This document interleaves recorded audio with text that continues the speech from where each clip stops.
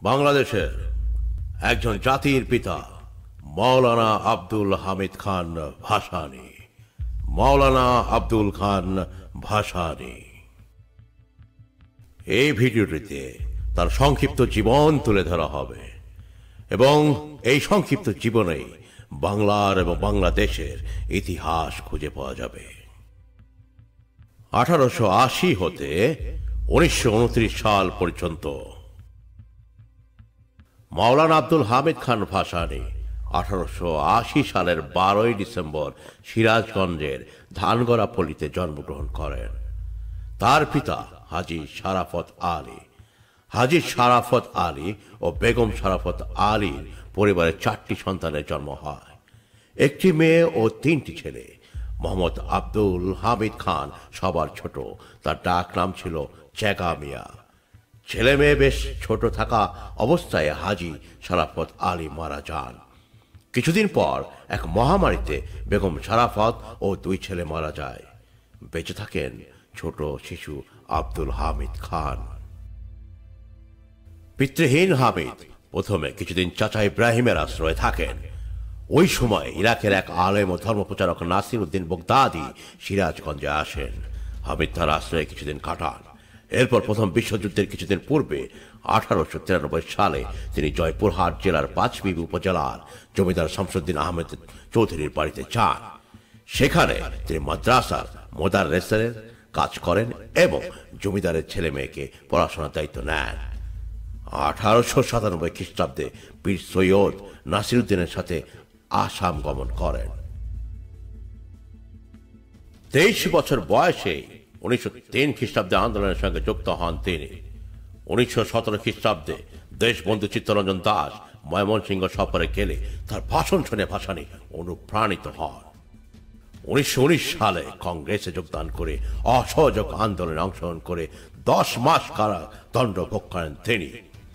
1923 সালে দেশবন্ধু চিত্তরঞ্জন স্বরাজ্য পার্টি গঠন করলে ভাসানী সেই দল সংগঠিত করার ব্যাপারে চরম ভূমিকা পালন করেন। 45 বছর বয়সে 1925 সালে তিনি জয়পুরহাটের পাঁচবিবি উপজেলার জমিদার শামসুদ্দিন মোহাম্মদ চৌধুরীর মেয়ে আলেমা খাতুনকে বিবাহ করেন। 1926 সালে তিনি তার সহধর্মিণী আলেমা খাতুনকে নিয়ে আসাম গমন করেন এবং আসামে প্রথম কৃষক প্রজা আন্দোলনের সূত্রপাত ঘটান।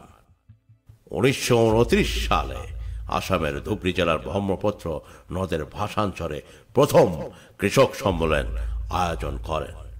এখান থেকে তার নাম রাখা হয় ভাসানীর মাওলানা। এরপর থেকে তার নামের শেষে ভাসানী শব্দ যুক্ত হয়।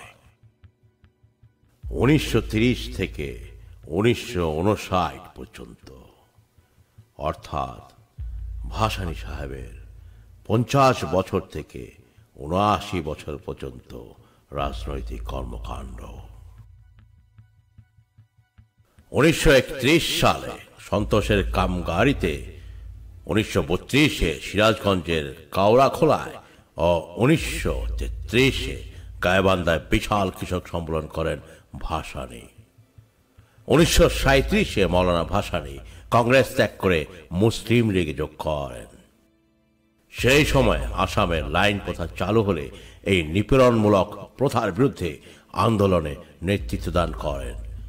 এ সময় তিনি আসাম চাষী মজুর সমিতি গঠন করেন এবং ধুবড়ী, গোয়ালপাড়া সহ বিভিন্ন জায়গায় প্রতিরোধ গড়ে তোলেন। 1940 সালে শেরে বাংলা একে ফজলুল হকের সঙ্গে মুসলিম লীগের লাহোর সম্মেলনে যোগদান করেন। 1944 সালে মৌলানা ভাসানী আসাম প্রাদেশিক মুসলিম লীগের সভাপতি নির্বাচিত হন।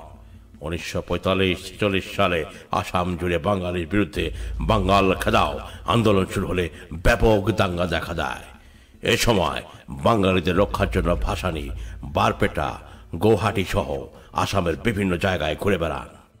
পাকিস্তান আন্দোলনে অংশ নিয়ে 1947 সালে আসামে গ্রেপ্তার হন। 1948-এ মুক্তি পান। এরপর তিনি টাঙ্গাইলের সন্তোষে ফিরে আসেন। 1949 সালের 23শে জুন পূর্ববঙ্গের প্রথম বিরোধী রাজনৈতিক দল পূর্ব পাকিস্তান আওয়ামী মুসলিম লীগ গঠিত হয়। মাওলানা ভাসানী সর্বসম্মতিক্রমে এই দলের সভাপতি নির্বাচিত হন।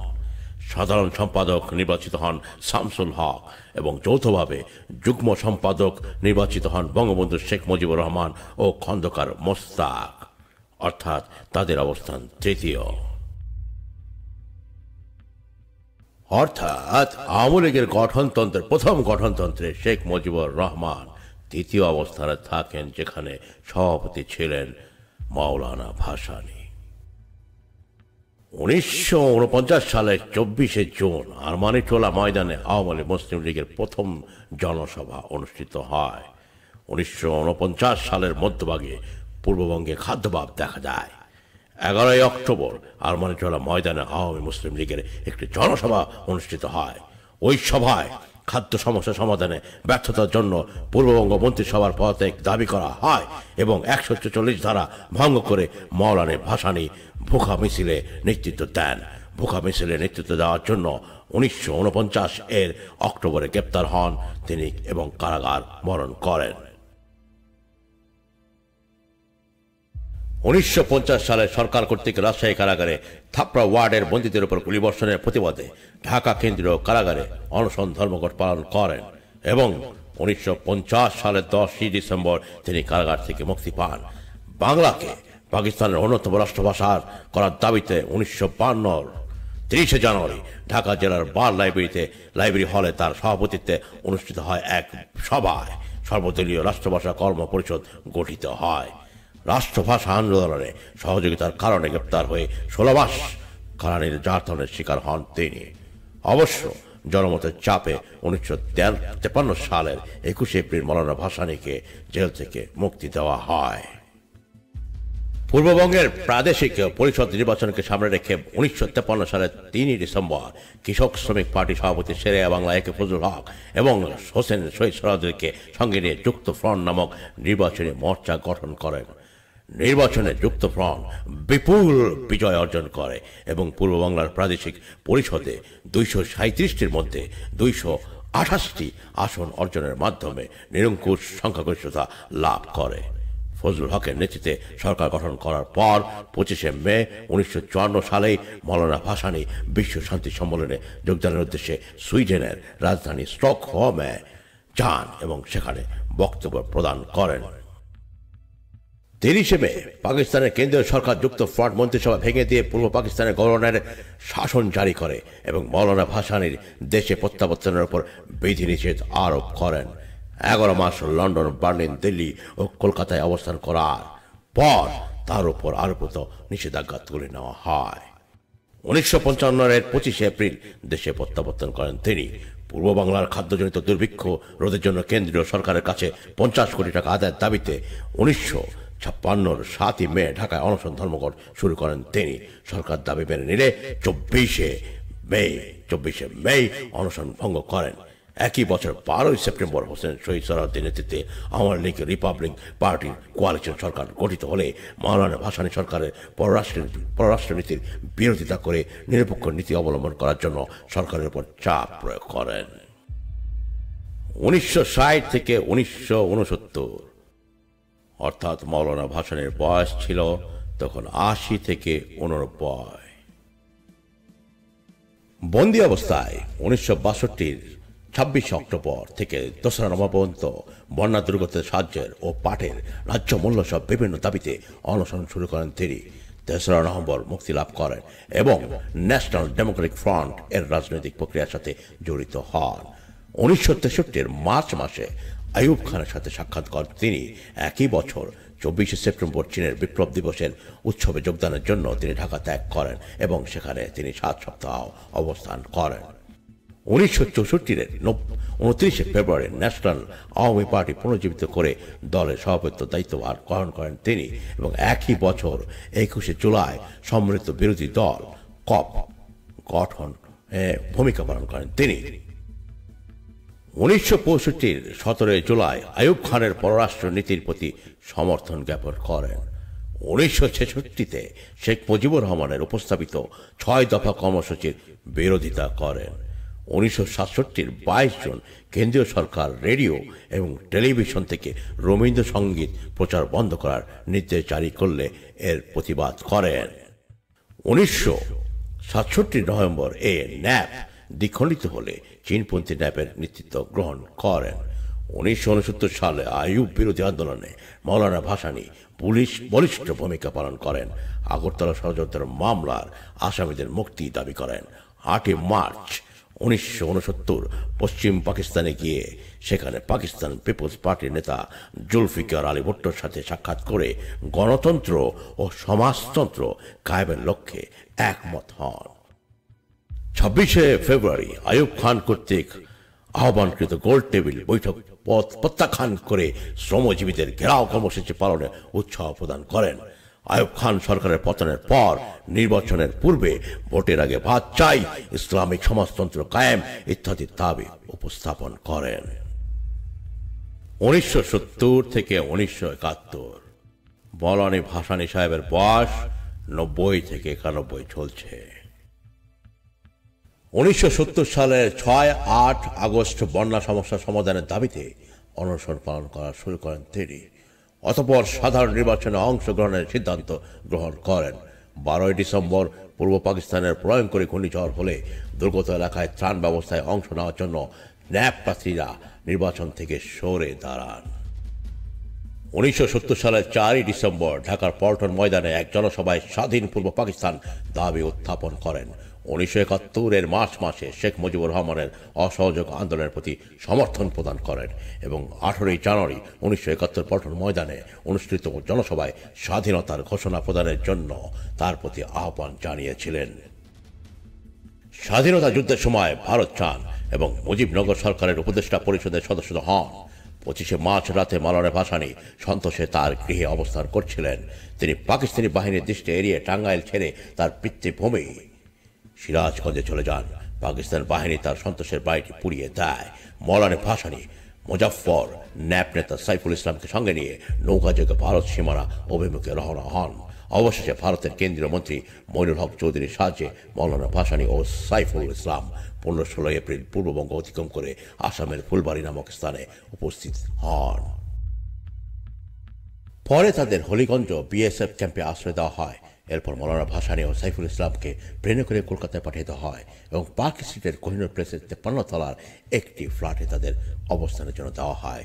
1971 সালের 23 এপ্রিল বাংলাদেশের স্বাধীনতার পরে মৌলানা ভাসানী একটি বিবৃতি প্রদান করেন, যা ভারতীয় বাংলা ও ইংরেজি দৈনিক পত্রিকায় প্রকাশিত হয়।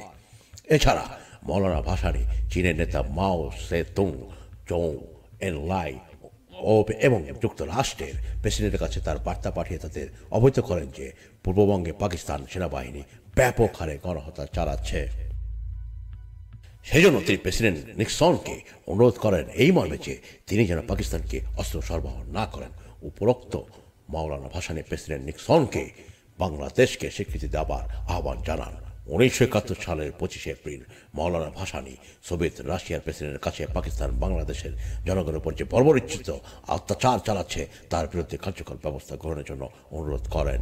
31 মে মৌলানা ভাসানী এক বিবৃতিতে বলেন, বাংলাদেশের 7.5 কোটি মানুষ দখলদার বাহিনীর সঙ্গে জীবন মরণ সংগ্রামে লিপ্ত। তারা মাতৃভূমির রক্ষার জন্য বদ্ধপরিকর। তারা এই সংগ্রামে জয়লাভ করবেই।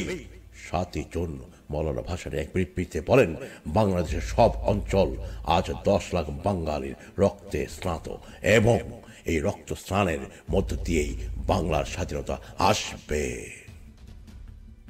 এর মধ্যে বাংলাদেশের প্রধানমন্ত্রী তাজউদ্দিন আহমেদ দুবার কোহিনুর প্যালেসে এসে মৌলানা ভাসানীর সঙ্গে বৈঠকে মিলিত হন এবং তার পরামর্শ ও সহযোগিতা প্রার্থনা করেন।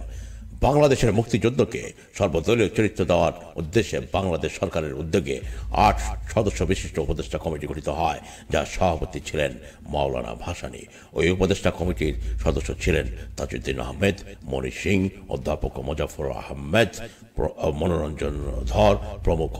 মৌলানা ভাসানীর সভাপতিত্বে ওই উপদেষ্টা কমিটির সভায় এই মর্মে মত ব্যক্ত করা হয় যে পূর্ববঙ্গের পূর্ণ স্বাধীনতা ব্যতি রেখে অন্য কোনো প্রকার রাজনৈতিক সমাধান গ্রহণযোগ্য হবে না। 1972 থেকে 1976 সাল মৌলানা ভাসানী সাহেবের যখন বয়স 92 থেকে 96 বছর।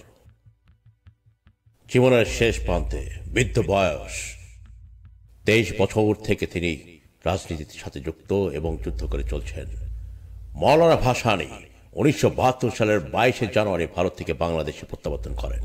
1972-এর 25 ফেব্রুয়ারি সাপ্তাহিক হক কথা প্রকাশ করেন। বাংলাদেশ ভারত মৈত্রী চুক্তির বিরোধিতা করলেও মুজিব সরকারের জাতীয়করণ নীতি এবং 1972-এর সংবিধানের প্রতি তিনি সমর্থন প্রকাশ করেন। 1973 সালের খাদ্যের দাবিতে ঢাকায় 15 থেকে 22 মে অনশন ধর্মঘট পালন করেন। এই বৃদ্ধ বয়সেও তিনি অনশন ধর্মঘট পালন করেন। 1976 সালের 16 মে ফারাক্কা পথ নির্মাণের প্রতিবাদে ঐতিহাসিক লং মার্চে নেতৃত্ব দেন তিনি। একই বছর 2 অক্টোবর খোদাই খিদমগার নামে নতুন আরেকটি সংগঠন প্রতিষ্ঠাও করেন।